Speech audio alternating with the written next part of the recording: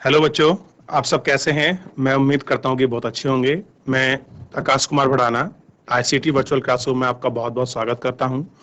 और बच्चों, आज हम लोग जो है अपना क्लास 8 का हम लोग ज्योग्राफी में चैप्टर नंबर 2 आपका प्रारंभ कर चुके थे। कल हमने उसका लेक्चर देखा था।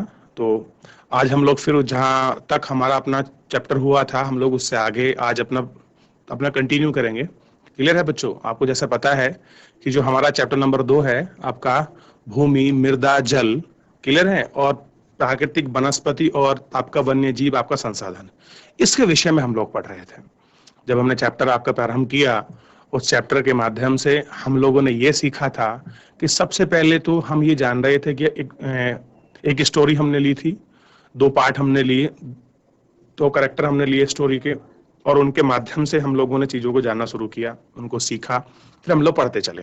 और सबसे पहले हम जो आपकी भूमि है, जो आपका लैंड है, उसके विषय में हम लोग देख रहे थे कि भूमि होती क्या है, कैसे उसको उपयोग करते हैं, क्या चीजें हैं, उनके विषय में हम लोग अपने चैप्टर के माध्यम से जान रहे थे, उनको देख रहे थे, उनको पढ़ रहे थे। क्लियर है? और मैं उम्मीद करूंगा कि आप सब बच्चों ने अपना कल का लेक्चर बहुत अच्छे से रिवीजन कर लिया होगा और प्रॉपर सब विषय को आपका ध्यान दे रहे होंगे। देखिए, आप सोचते होंगे कि सर बार बार हमको रोज ही क्लास में आपका बोलते हैं कि सब विषयों को अच्छे से पढ़ें और रिवीजन करें, ताकि मेरे ही एक दायित्व है कि आपको मैं हमेशा मोटिवेट करता रहूं, मैं आपको पढ़ने के लिए बोलता रहूं। अगर मेरे कहने से अगर एक बच्चा भी रोज आपको सुधरता है, डेली मोटिवेट होता है, तो मेरा एक जो प्रयास है वो आपका सफल होगा। मेरी ऐसी कोशिश रहेगी। तो बच्चों, रिवीजन का काम जरूर रखें। चलिए, कोई आपका डाउट रहता है तो आप अपना डाउट को अपने कमेंट सेक्शन में मेरे को आपका भेज सकते हैं। सीधा हम चलेंगे आपका डिजिटल बोर्ड की तरफ। उसको देखा था कि चैप्टर में क्या कुछ है, और जैसा आपको ज्ञात है कि इसके अंतर्गत जो हम चीजें आपकी देख रहे थे, सारी चीजें, इन सारी चीजें हमने देखा कि भूमि, मृदा, जल, और बच्चों साथ ही में आपका प्राकृतिक वनस्पति और वन्यजीव संसाधन, हम इसके विषय को आपका देख रहे थे, हम इसको आपका पढ़ रहे थे। क्लियर है?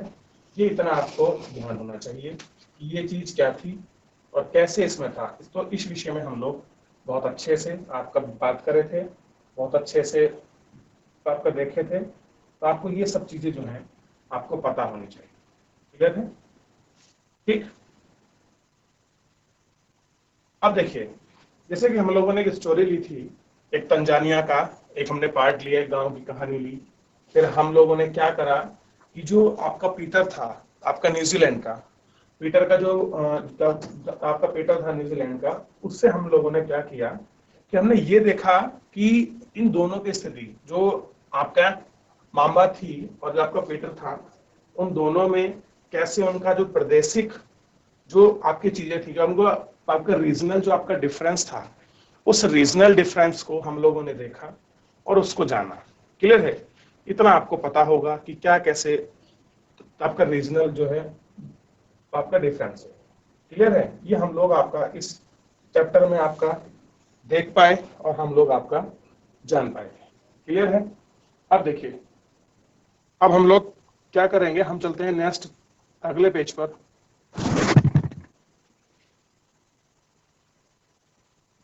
तो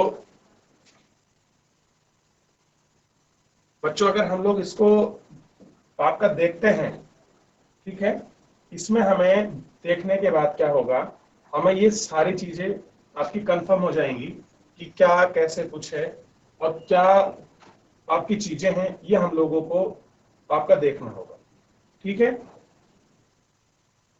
अब देखिए बच्चों, जैसे कि हम लोग कल आपका भूमि के विषय में हम लोग आपका देख रहे थे, तो हमने भूमि के विषय में पढ़ा कि लैंड क्या है, भूमि क्या होती है।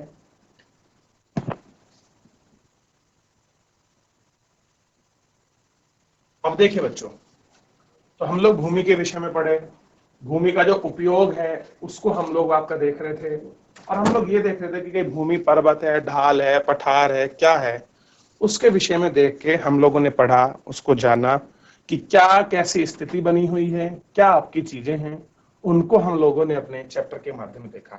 आज सबसे पहले जो है बच्चों, हम लोग बात करने वाले हैं भूमि उपयोग की, कि हम भूमि का उपयोग कैसे करते हैं, किस प्रकार करते हैं, ये आपका हमको देखना है। ठीक है, अब देखिए हम लोग भूमि के उपयोग की आपका बात करने वाले हैं। देखिए भूमि का उपयोग विभिन्न कार्यों के लिए आपका किया जाता है। क्या जो आपका भूमि है उसका जो हम लोग आपका प्रयोग करेंगे और विभिन्न आपकी चीजों के लिए, विभिन्न कार्यों के लिए हम लोग उसको आपका करते हैं। और ये भी हम लोग देखे थे कि उसके जनसंख्या प्रौद्योगिकी महत्वपूर्ण आपके कारक हैं, ये हम लोग सब पढ़ पढ़े हैं। भूमि का उपयोग आप किस प्रकार से कर सकते हैं, उनकी सूची बनाइए, ये हम लोग देखे थे। अब थोड़ा जो है हम लोगों को इससे ऊपर देखना है, जहां से की चीजें हमारी आपका प्रारंभ होती है। देखिए अब हम सबसे पहले बात करेंगे स्वामित्व के आधार पर। स्वामित्व के आधार पर भूमि को निजी भूमि और सामुदायिक भूमि में विभाजित किया जाता है। अब देखिए कितने पार्ट में हम लोग बांटते हैं, कितने चीज में हम लोग आपका डिवाइड करते हैं, ये हम लोगों को आपका देखना है कि जो भूमि है वो कैसी है। निजी भूमि है, निजी का मतलब मान लीजिए कोई आपके पास अपनी पैतृक जमीन है, वो आपकी निजी है। गांव में, शहरों में, आपका कस्बों में कुछ कैसी होती है, सामुदायिक आपकी जमीन होती है, भूमि होती है, जिसमें सब लोगों का बराबर अधिकार होता है। जैसे किसी गांव के हिस्से में 10 बीघे, 5 बीघा, 2 नाली, 4 नाली गांव जमीन होती है, जिसमें सब लोग मिलकर आपका कृषि करते हैं। या मान लीजिए कि वो जमीन को आपको ग्राम पंचायत को आपका दे दी जाती है। तो ऐसे प्रकार करके 2 प्रकार की भूमि होती है, एक निजी भूमि, एक आपका सामुदायिक भूमि में बटा जाता है। निजी भूमि व्यक्ति के स्वामित्व में होती है। कह रहे जो आपकी निजी भूमि है व्यक्ति के स्वामित्व में होती है, यानी कि वो उसका मालिक होता है, चाहे उसमें कुछ भी करे। जबकि सामुदायिक भूमि समुदाय के स्वामित्व में होती है, यानी कि अगर समुदाय भूमि की बात करोगे तो उसमें जो मालिक होगा, जो स्वामित्व होगा, यानी जिसका अधिकार होगा, वो किसका होगा, जो आपका सब लोग हैं वही उसके मालिक होंगे। ये सब उन्हीं का स्वामित्व मतलब होता है अधिकार। देखिए सामान्य रूप से इसका उपयोग समुदाय से संबंधित व्यक्तियों के लिए किया जाता होता क्या है कि समुदाय से संबंधित जो भी आपकी व्यक्ति हैं उनके लिए हम लोग आपका ये प्रयोग करते हैं। जैसे चारा, फलों, नट या औषधि बूटियों को एकत्रित करना, इसे सामुदायिक भूमि को साझा संपत्ति संसाधन भी कहते हैं। अब देखिए आपके वन है, अब वन तो हम कहेंगे सरकारी संपत्ति, लेकिन कैसी है आप देखेंगे, इसमें वन में आप जाएंगे या फिर आप कोई आपका गांव का क्षेत्र है, आप वहां चारा लगा दें सामूहिक रूप से कि सबके जानवर जो है आपके चरेंगे, सबके जानवर वहां आपके रहेंगे। तो हम अपनी सारी चीजों को बहुत अच्छे से आपका कर सकते हैं और इन सब चीजों को हम लोग देख सकते हैं कि सामुदायिक जो आपका कृषि है उसमें किस प्रकार से आपके चीजें होती हैं और किस प्रकार से उनमें सब में अंतर आता है। क्लियर है? तो इन सब चीजों को आप बहुत अच्छे से देख सकते हैं और बहुत अच्छे से आप इनको समझ सकते हैं। क्लियर है? अब देखिए निजी भूमि तो वो होगी जिसमें किसी एक व्यक्ति का आपका स्वामित्व हो। सार्वजनिक भूमि वो होगी जिसमें बहुत सारे लोगों का, किसी गांव के उसके लोगों का आपका सामुदायिक हो। क्लियर है? अब जैसे गांव में बहुत सारी चीजें होती हैं, उनमें सभी गांव के लोगों का से आपका पूछा जाता है, फिर ही कुछ काम जो है आपके किए जाते हैं। क्लियर है? कि आपको ध्यान रखना है। अब देखिए जनसंख्या और उनकी मांग सदैव बढ़ती रहती है। कह रहे जो आपकी जनसंख्या है और जो उसकी मांग है, क्या है बच्चों, आपका मांग है, वो सदैव क्या होती है बच्चों, वो आपका बढ़ती रहती है। ठीक है? क्या बढ़ती रहती है, आपका मांग, डिमांड हमेशा बढ़ती रहती है। अब देखिए आप देखेंगे लेकिन भूमि की उपलब्धता सीमित है। अब जमीन की मांग तो बढ़ेगी, जैसे आपका परिवार बढ़ेगा, गांव बढ़ेगा, तो जमीन तो आपकी कैसी है, आपकी सीमित है, वो तो लैंड बढ़ने वाली है नहीं। बढ़ता क्या है आपका, बढ़ता परिवार है, फैमिली के मेंबर है, तो उनकी जो मांग है वो कंटिन्यूस आपके बढ़ने लगती है। क्लियर है? ये हमको थोड़ा सा ध्यान रखना है। अब देखिए स्थान के अनुसार भूमि की गुणवत्ता में अंतर है। अब कह रहे जो स्थान है उन स्थान के अनुसार क्या होगा, जो भूमि की जो आपकी गुणवत्ता होती है उसमें अंतर होता है। अब देखिए कहीं जो भूमि है वहां पर अनाज का उत्पादन बड़ा अच्छा होता है, कहीं पर कपास चावल का उत्पादन बड़ा अच्छा होता है, और कहीं पर आप देखेंगे कि जो वाणिज्यिक फसलें हैं उनका बड़ा अच्छा होता है, कहीं पर आपके गन्ना जो आपके कमर्शियल क्रॉप्स में आता है वो उनका होता है। तो जैसी मिट्टी होती है उसी के आधार पर फसलें उगाई जाती हैं और वैसी उनकी गुणवत्ता को निर्धारित किया जाता है। अब देखिए रेतीली मिट्टी में क्या होगा, तो वहां तो जितने भी आपके मोटे अनाज बाजरे जैसी आपकी चीजें हैं वो ही उगेंगी वहां तो। क्लियर है? वहां गन्ना थोड़ी ना उगा सकते हैं। आगे बढ़ते हैं। लोगों ने सामुदायिक भूमि पर व्यापारिक क्षेत्र बने, नगरीय क्षेत्र में घर बनने और ग्रामीण क्षेत्रों में कृषि भूमि का विस्तार करने के लिए अनाधिकृत हस्तक्षेप करना शुरू किया। अब देखिए लोगों ने क्या करा कि जो सामुदायिक लोग थे वो जो था जिस सामुदायिक भूमि पर आपका व्यापारिक क्षेत्र बना दिए, जो आपके नगर यानी कि जो शहर के रीजन थे, और जो जो आपके उनमें क्या बनाने लगे, घर बनाने लगे। और जो ग्रामीण क्षेत्र था ऐसी भूमि तो उस पर क्या करने लगे, कृषि योग्य भूमि का विस्तार करने लगे और अनाधिकृत यानी कि अनऑफिशियली उसमें हस्तक्षेप किया। ठीक है, शुरू कर दिया। आज भूमि उपयोग, ध्यान देना है, आज भूमि उपयोग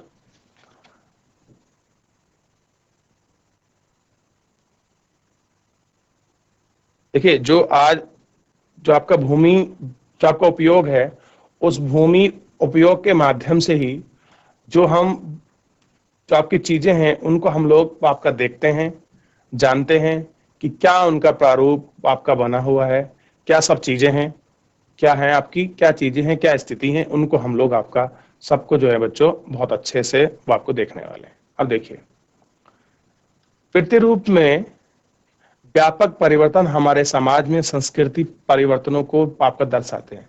कह रहे जितने भी बड़े लेवल पर आपके ये परिवर्तन हम लोगों को दिखाई दिए हैं, जो चेंजेस आप लोगों जो चेंजेस हैं जो हमको दिखाई दिए हैं, उन चेंजेस में आप देखेंगे कि जो हमारे समाज में जो आपके परिवर्तन आ रहे हैं उनका प्रतिरूप बताते हैं कि कैसे हैं, किस प्रकार के चेंजेस हैं, हम उनको भी समझेंगे।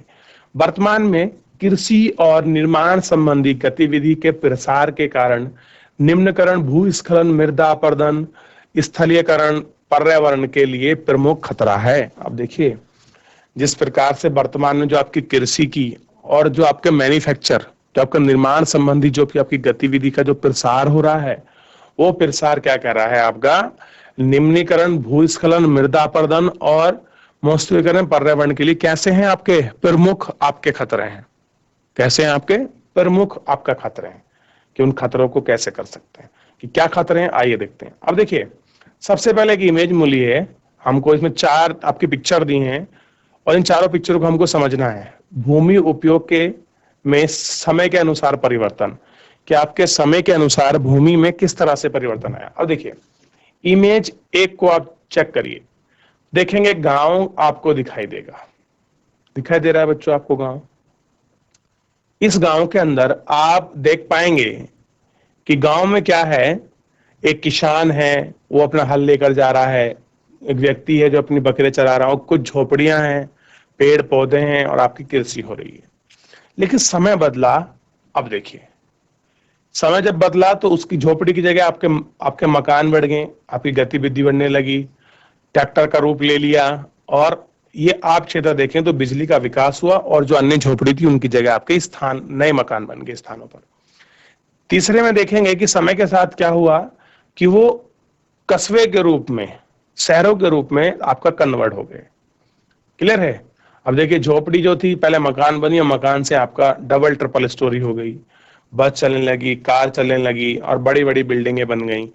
ठीक है, लेकिन समय बदला, 100-250 साल के बाद क्या हो गया, आप देखेंगे कि बहुत बड़ा बदलाव हुआ। अब सिटी कैसी बन गई, आपका महानगर बन गई, बहुत बड़ा। आप देखिए आपको ये बिल्डिंग थी कैसे ऊंची बन गई, ये वाली बिल्डिंग देखिए कैसे बन गई, और यहाँ सब में लाइटें लग गई, बसें आने लगी, ट्रांसपोर्ट सुविधा हो गई।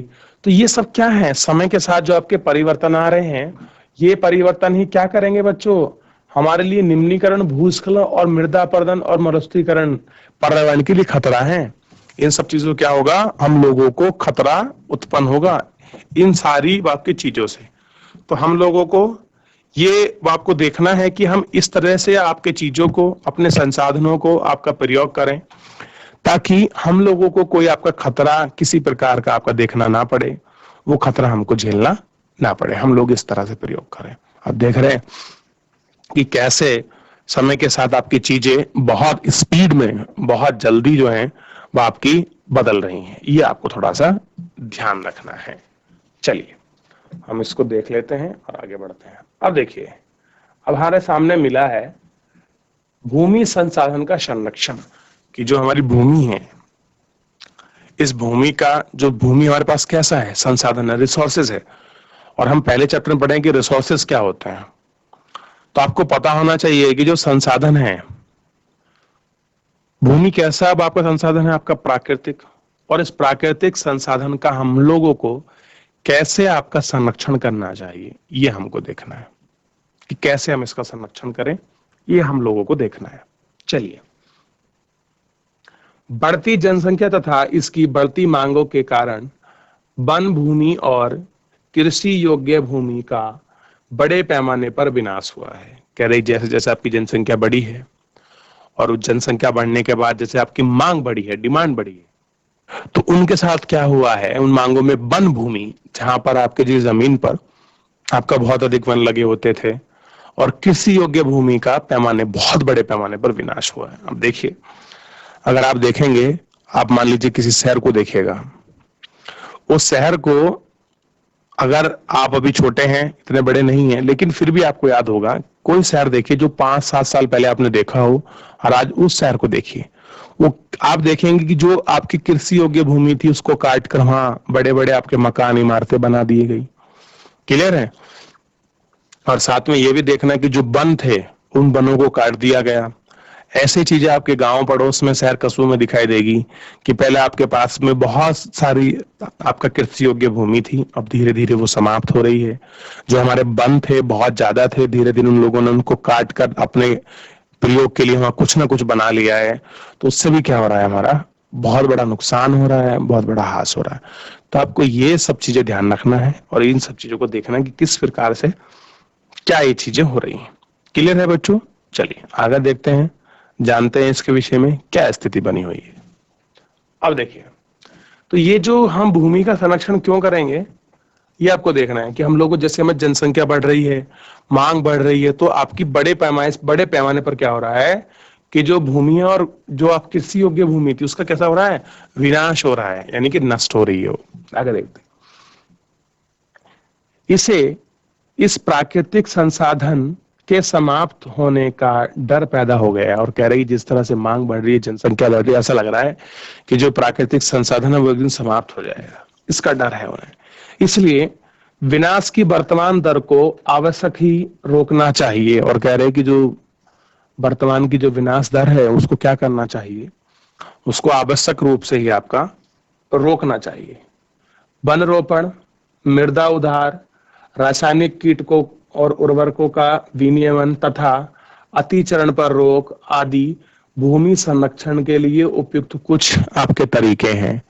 अब कह रहा है कि आप देखेंगे कि जो वर्तमान में जो आपके विनाश दर है, यानी कि जिस तरह से आपकी चीजें खत्म हो रही, जो उसका रेट है, उस रेट को रोकना कैसा है, आवश्यक है। अगर जिस गति से चीजें नष्ट हो रही हैं, अगर हम उस गति को नहीं रोकते तो चीजें बहुत जल्दी समाप्त हो जाएंगी। और जो हमको, जो चीजें आपके 10-20 साल, 100-50 साल के बाद समाप्त होनी चाहिए, वो अगर हम वर्तमान में ही समाप्त कर देंगे, आप सोचिए हमारे सामने कितनी बड़ी समस्या उत्पन्न हो जाएगी। अब देखिए, वन रोपण, भूमि उधार। अब देखिए, वन है जो आपके वन रोपण हो रहे थे, आप उनका देखिए क्या स्थिति है। रासायनिक कीटकों और उर्वरकों का नियमित प्रयोग। अब हम क्या कर रहे हैं अपने खेतों में, बहुत ज्यादा जो आपके रासायनिक और उर्वरक हैं, चाहे आपके कीट हैं, उनका प्रयोग करते हैं। और उनके प्रयोग से क्या होता है, वो हानिकारक जो आपके केमिकल होते हैं, वो चीजें होती हैं, हमारी फसल के अंदर कुछ कंटेंट, कुछ परसेंटेज उनका चला जाता है, और उसी को हम लोग खाते भी हैं। और हम भी, हमारे अंदर भी बहुत सारी विकृति, विकार, हमारे स्वास्थ्य संबंधी चीजें होती हैं। और साथ में जो भूमि की गुणवत्ता है और जो पैदा करने की उसकी उत्पादन क्षमता है, उस पर भी आपका प्रभाव पड़ता है। कैसी होती है, कम। एक निश्चित समय तक ही अधिक कीटनाशकों, उर्वरकों का आपका प्रयोग करने से फसल अधिक होती है, फिर उसके बाद वो भूमि क्या हो जाती है, आपकी बंजर हो जाएगी, उससे कुछ और अधिक आपकी चीजें प्राप्त नहीं होंगी। तो हम लोगों को ये सब रोकना है कि जो ये सब चीजें हैं, जो आपकी कीटनाशक हो रहे हैं, वन कट रहे हैं इतनी जल्दी, जो लैंड घिर रहे हैं, उनको हमको सबको ध्यान रखना है। और अति चरण पर रोक, जो अति चारा हो रहा है, मतलब अति चीज। आप देखिए, आप देखेंगे कि हमारे पहाड़ में क्या होता है कि जैसे कि हमारे कुछ आपके पहाड़ है, कहीं पर्वत है, कहीं ढलान है, तो वहां घास बहुत अच्छी होती है। तो अगर हम अति चरण कर देंगे तो अति चरण करने से जो पौधों की जड़ के साथ जो मिट्टी है वो बंध टूट जाता है, और बंध टूटने से क्या होता है, मृदा अपरदन होने लगता है कि मिट्टी वहां से एक स्थान से दूसरे स्थान आपकी शिफ्ट होने लगती है, और ऐसे करके कुछ समय के बाद वहां की मिट्टी एक स्थान से दूसरे स्थान आपका बच्चों चली जाती है। और आपको पता होगा कि 1 सेंटीमीटर मिट्टी की परत बनने के लिए कई सौ वर्ष लग जाते हैं, कई सौ वर्ष बच्चों। कोई निश्चित टाइम पीरियड नहीं है, कई सौ वर्ष लग जाते हैं कि अगर 1 मीटर यानी कि 1 सेंटीमीटर, मीटर नहीं 1 सेंटीमीटर अगर हमको परत बनानी है मिट्टी की तो बहुत लंबा समय लगता है, कई सौ वर्ष लग जाते हैं। क्लियर है? और हम उसको नष्ट कैसे कर देते हैं, बस कुछ ही घंटों में, कुछ ही दिनों में उसको समाप्त करने पर तुले हैं। संरक्षण के लिए प्रयोग कुछ सामान्य तरीके हैं। आप कह रहे कुछ ऐसे सामान्य तरीके हैं जिनके माध्यम से हम लोग क्या कर सकते हैं, हम लोग भूमि का जो आपका जो संरक्षण है वो हम लोग आपका कर सकते हैं। वो हमको देखना है कि कौन से तरीके हैं, कैसे हम लोग भूमि का आपका संरक्षण कर सकते हैं। आइए देखते हैं। अब देखिए, अब भूमि के बारे में तो हम लोगों ने पढ़ लिया, अब हम मृदा की बात करेंगे, लेकिन हमें थोड़ा भूमि पर देखना है। अगर मैं आपसे पूछूं आप कैसे संरक्षण करेंगे भूमि का, तो जैसे अतिचारण है उसको रोकना है, इतनी अधिक मात्रा में जो आपके वन कट रहे हैं उनको रोकना है, रासायनिक कीटनाशकों जो प्रयोग हो रहा है उसको रोकना है। क्लियर है?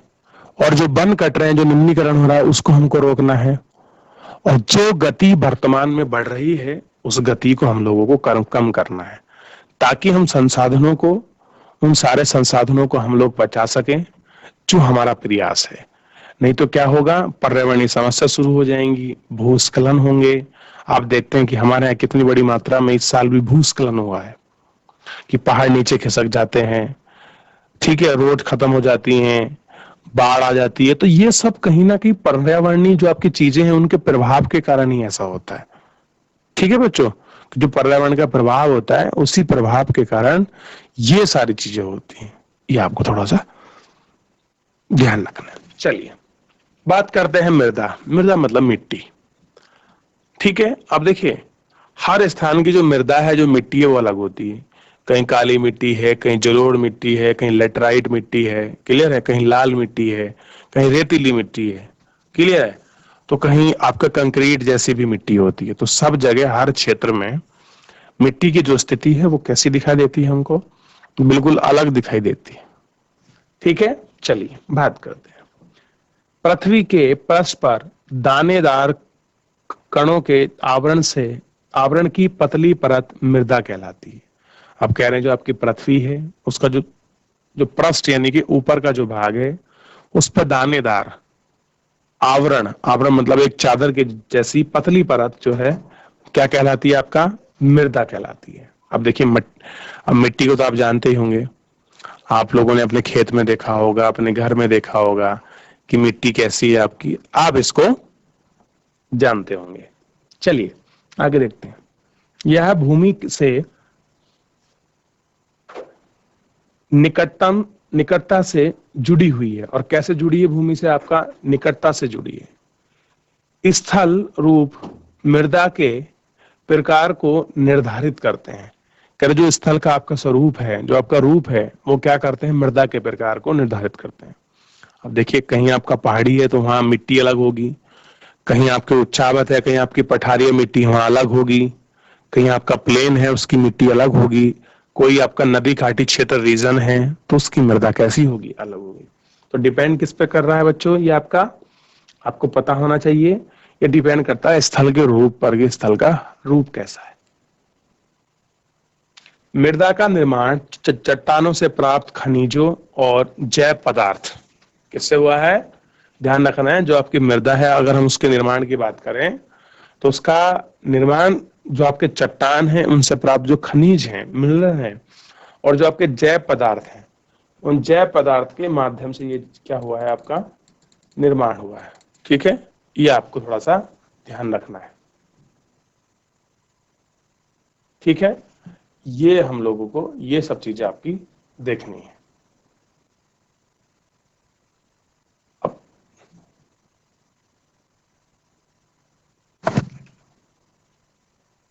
देखिए ये अब हम लोगों को ये थोड़ी चीजें वो आपकी देखनी है। अब देखिए हम इसको बहुत अच्छे से पढ़ेंगे और इसको भी आपका जानेंगे, ठीक है। अब देखिए, तथा भूमि पर पाए जाने वाले खनिज से होता है, यानी कि जो भी हम लोगों को आपके चट्टानीय खनिज मिलते हैं वो बहुत सारे ऐसे आपके भूमि पर पाए जाने वाले आपके खनिज हैं। इन सब से क्या होता है बच्चों, हम लोगों को जो भूमि है, जो मृदा है वो प्राप्त होती है।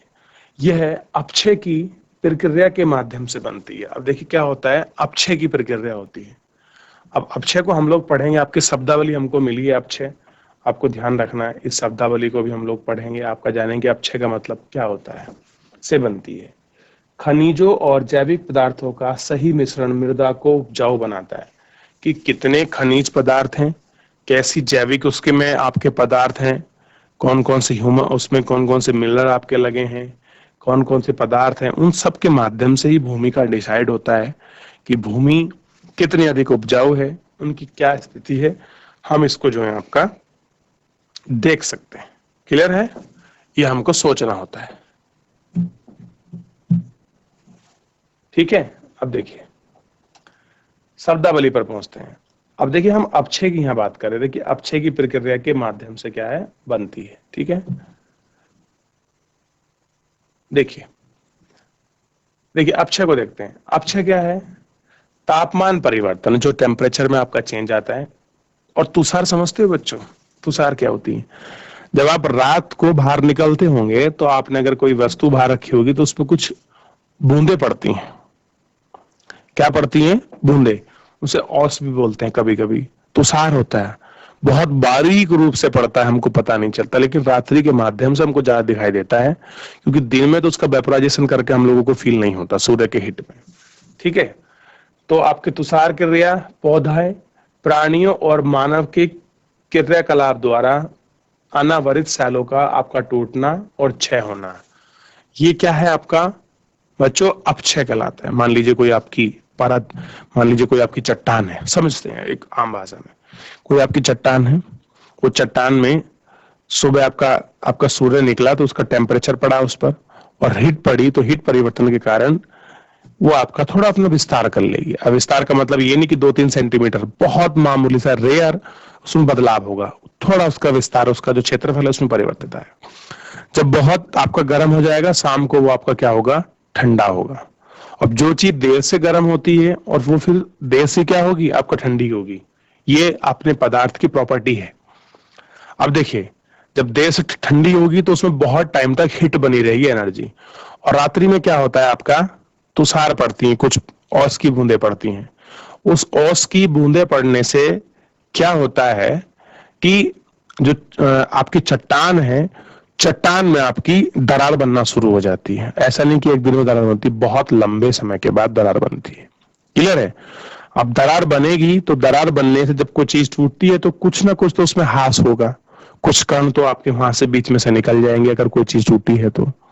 दूसरा ऐसे होता है, या फिर मान लीजिए टेम्परेचर बहुत ज्यादा था, आप धूप निकल रही थी और अचानक बारिश हो गई, तो बारिश होने पे चट्टानों पे भी वो स्थिति होती है जब आप घर में खाना बना रहे होते हैं चूल्हे के ऊपर, तो जो आपका जिसपे आप लोग रोटियां सेकते हैं, जिसको बोलते हैं आम भाषा में आपका तवा, तो उस पर जब हम लोग क्या करते हैं, जब वो बहुत हिट होता है हम लोग पानी की छींटे मारते हैं, तो एक हम लोगों को अजीब सा उसमें धुआं सा भाप सा उड़ता हुआ दिखाई देता है। तो ऐसा ही जो हमारी परत है उनके साथ भी ऐसा ही होता है, हमारी चट्टानों के साथ भी। और क्या होता है कि कुछ मात्रा में जो कण है वो निकल जाते हैं, और ऐसा होने पर साल 2 साल 10 साल 20 साल बहुत लंबे समय के बाद वो चट्टान जो है अपरिवर्तित जो होती है, अपक्षय होने लगता है, वो घटने लगती है, ठीक है। अब बहुत जगह देखिए इसमें मानवीय प्रक्रिया प्राणी कैसे होते हैं, मानव प्रक्रिया करी तो मानव द्वारा भी कुछ उसमें चीजें परिवर्तन होता है, टूट जाती है, घिस जाती है। ऐसी पशु पक्षी होते हैं, मानव के आपके क्रियाकलाप बहुत सारे हैं जिसके कारण ये सब चीजें होती हैं। अब होता क्या है, जैसे मान लीजिए आपने बहुत बार देखा होगा कि चट्टानों के अंदर आपके पेड़ जम जाते हैं, तो जब पेड़ जमते हैं तो वो भी एक अपक्षय ही करते हैं।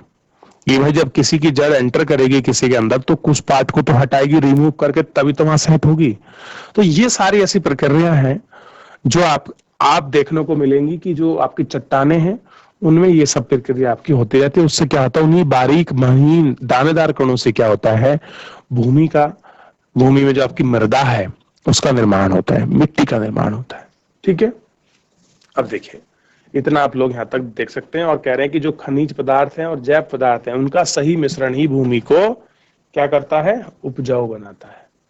अब देखिए थोड़ा इसको हम चक्कर को थोड़ा सा एक समझते हैं। अब देखिए मृदा परिच्छेदिका दी है। अब देखिए मिट्टी है ये, अब इसे आप देखिए बड़े कार्टूनी रूप में बनाया गया है ताकि बच्चों के रूप में, बच्चे की तरह आप चीजों को समझे। हमने क्या करा, हमारी पूरी अर्थ थी, पृथ्वी थी, क्लियर है, उसको हमने क्या करा, आपका काट लिया और उसके ऊपर के पार्ट को हम लोग आपका देख रहे हैं। अब देखिए आपकी जमीन है, जो आपकी मृदा है, मृदा के ऊपर क्या होती है, आपकी फसल उगाई जाती है और फसलों के नीचे जहां उनकी जड़ होती है उनमें क्या होता है, ह्यूमस और वनस्पति के साथ ऊसर मृदा होती है। यानी कि जहां जड़ होती है भूमि पर क्या होती है, ऊपर पर क्या होती है आपकी ऊसर, यानी कि उपजाऊ जो आपकी मृदा है वो उसमें होती है। दूसरा आप देखेंगे जब भूमि के उसके नीचे जाएंगे तो आपको बालू, गाद, किले के साथ उपमृदा मिलती है। कैसी मिलती है, उपमृदा। आप देखेंगे जब आप फसल करते हैं तो कुछ सेंटीमीटर तक आपको कुछ खोदना पड़ता है, जमीन को जोतना पड़ता है, उसकी जुताई, आपका निराई गुड़ाई आपको प्रॉपर करनी पड़ती है। क्लियर है, ताकि हम अपनी फसल को बहुत अच्छी मात्रा में उत्पादन के लिए उसको बना सके। क्लियर है, और आप उसके नीचे देखेंगे तो आपको बालू मिलेगा, गाद मिलेगी किले के साथ और उपमृदा मिल जाएगी, उसी का सब्स्टिट्यूट। फिर उसके नीचे के पार्ट में आप जाते हो बच्चों, ये देखिए फिर मिलेगी अपक्षयकृत आपके चट्टाने पदार्थ। कैसी होगी, अपक्षयकृत। ठीक है, और आप अपक्षय को आप लोग अभी देखे थे कि किस तरह से ये आपकी चीजें होती हैं। और फिर मिलती हैं जनक चट्टाने। जनक मतलब जिनकी वजह से निर्माण हुआ है वो चट्टाने हम लोगों को पृथ्वी में देखने की मिलती है। तो ये पूरी स्थिति है, जो मृदा का जो एक पार्ट होता है उस पूरे पार्ट की जो उसकी लेयर है, जो परतें हैं, उस परतों में भी कुछ परतें हैं, तो उनके विषय में हम लोग इसमें देख रहे थे। अब देखिए जैसे मैं आपको बता रहा था कि केवल 1 सेंटीमीटर मृदा को बनने में करोड़ों वर्ष लग जाते हैं। अब देखिए अगर आपको 1 सेंटीमीटर मृदा बनानी है तो 1 सेंटीमीटर मृदा बनाने में आपको बहुत लंबा समय लगता है, करोड़ों वर्ष लग जाते हैं। आप सोचिए कि जो अपक्षय की प्रक्रिया वो एक दिन में नहीं होती, और भी क्या है उससे बच्चों, बहुत लंबा जो आपका समय है वो आपका ट्रैवल करना पड़ता है, तभी तो सब चीजें बनती है। ऐसा नहीं कि एक दिन में ही आपकी मृदा बन गई, एक दिन में वो नष्ट हो गई। ये बहुत लंबा समय और धीरे धीरे होता है। तो अगर हम उस प्रक्रिया को, उस गति को अगर हम नियंत्रित कर ले, हम चीजों कर ले, तो जो हम लोगों को समस्या दिखाई दे रही है वो नहीं दिखती हैं। अब देखिए पहले इतना क्या था, हमारे यहाँ बाढ़ आपदाएं नहीं आती थी, पहले इतने जो पहाड़ खिसकते थे वो नहीं खिसकते थे, इतना बड़ा जो टेम्परेचर आप देखेंगे, जो टेम्परेचर में आपका परिवर्तन आ रहा है कि अब टेम्परेचर हमारे यहाँ ज्यादा बढ़ रहा है, ये सब चीजें भी हमारे यहाँ नहीं होती थी, लेकिन अब हो रही हैं। क्योंकि जो हमारी पर्यावरणीय चीजें हैं, जो हमारे प्राकृतिक संसाधन है, उनको हमने बहुत तेजी से हरास किया है, उनको नुकसान पहुंचाया, उनको नष्ट किया है, तो वो उनके प्रभाव ही हमारे पर्यावरण में दिखाई दे रहे हैं, जिसके कारण ये सारी चीजें आपका हो रही हैं। क्या हो रही हैं, जिसके कारण ये सारी चीजें हो रही हैं। तो आपको इन सब चीजों का ध्यान रखना है कि क्या, कैसे ये सब चीजें आपको हो रही हैं, क्या उनकी स्थिति है, क्या स्थिति उनकी बनी हुई है। तो हम सब इनके विषय में आप लोगों को जान रहे थे, आपका देख रहे थे। तो बच्चों ये आपको थोड़ा सबको क्या करना पड़ेगा, आपको ध्यान रखना है, और आप इसको पढ़ते हैं तो आपको सारी चीजें याद करेंगे। अब देखिए, अब ये वाला जो आपका एक डायग्राम के रूप में हमें इमेज जैसे रूप में दिखाया गया है, आप इसको समझें, फिर हम लोग बढ़ेंगे। क्लियर है कि देखिए बीच में मृदा दी है और कुछ उसके कारक के हम फैक्टर के रूप में कुछ आपके सर्कल के जो हमारा आयत और वर्ग है उसके अंदर हमें चीजें दिखाई गई हैं। हम इनको भी पढ़ेंगे, इन दोनों को हम इन्हें भी आपका जानेंगे। क्लियर है, तो इन्हें हम जानने के लिए हम लोग क्या करेंगे, आपका जो है आपका जो नेक्स्ट आपका लेक्चर होगा, उस नेक्स्ट आपके लेक्चर के अंतर्गत हम इन सब चीजों को आपका देख लेंगे। क्लियर है बच्चों, तो ये आपको ठीक, और आप चैप्टर का ना एक बार रिवीजन करें तो सारी चीजें आपको बहुत अच्छे से, बहुत सही तरीके से आपको याद आ जाएंगी। क्लियर है, चलिए ये आपको ध्यान रखना है। कि कैसे क्या चीजें हो रही हैं, किस तरह की स्थिति है, और इसको हम लोग आपका समझेंगे। तो बच्चों, आज का जो आपका चैप्टर है, इस चैप्टर के अंतर्गत हम लोगों ने यही सीखा कि हम मृदा जो भूमि है उसका कैसे आपका संरक्षण करें, मृदा का जो बनने का तरीका है वो कैसे बनती है, कितना लंबा समय लगता है, किन किन चीजों का उसमें अवयव होता है, कौन कौन से खनिज पदार्थ किस खनिज पदार्थ से होती है, तो उसके विषय में हम विस्तृत चर्चा फिर कभी करेंगे। लेकिन जितना हमारे लिए उपयोगी है हम उसको पढ़ रहे हैं। और कैसे आपके परतें होती हैं भूमि की, जिसमें हम लोग खेती करते हैं, फिर उसके नीचे क्या मिलता है, उसके नीचे कैसी परत है, फिर अच्छी जो चीजें हैं, फिर उसका जो आपके जनक चीजें हैं, उन लोगों को, उन सब चीजों को हम लोग अपने चैप्टर में आपका देख रहे थे। तो मैं उम्मीद करूंगा कि आप सब लोग बहुत अच्छे से चैप्टर को रिवीजन करें और प्रॉपर अपने सभी विषयों को बहुत अच्छे से पढ़ें और ध्यान रखते रहिए। चलिए, अगर किसी बच्चे का कोई प्रश्न है तो आप लोग अपना कमेंट सेक्शन के माध्यम से आप हम अपना जो जवाब है आप हम तक पहुंचा सकते हैं। चलिए, आज के लिए इतना ही। मिलते हैं आपको नेक्स्ट लेक्चर में। मुझसे जुड़ने के लिए आपका बहुत बहुत धन्यवाद। आपका दिन शुभ हो।